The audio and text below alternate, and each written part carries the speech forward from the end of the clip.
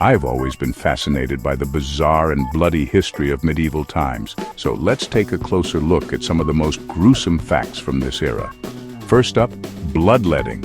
Imagine doctors intentionally cutting you open to cure illnesses. Well, that's exactly what they did back then. They believed that by draining bad blood, they could restore balance to the body. Leeches, anyone? You're walking down a narrow medieval street when suddenly, splat! You've just been hit by someone's waist, thrown right out of their window. Yep, that was a common occurrence. With no proper sewage systems, people simply tossed their waste onto the streets.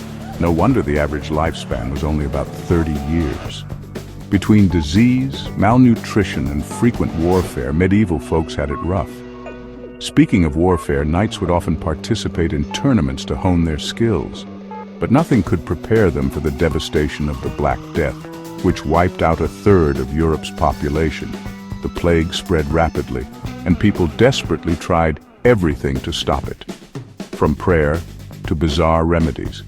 But what if I told you that not everything you've heard about medieval times is true? Let's bust some myths. First off, medieval people didn't actually believe the earth was flat. That's a modern misconception. In fact, educated people in the Middle Ages knew the earth was spherical.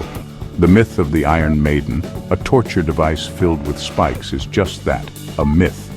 These devices were invented much later as museum attractions, and those chastity belts you've heard about, they were never actually used to ensure women's fidelity. They were likely just a joke or metaphor that got taken way too seriously by later generations.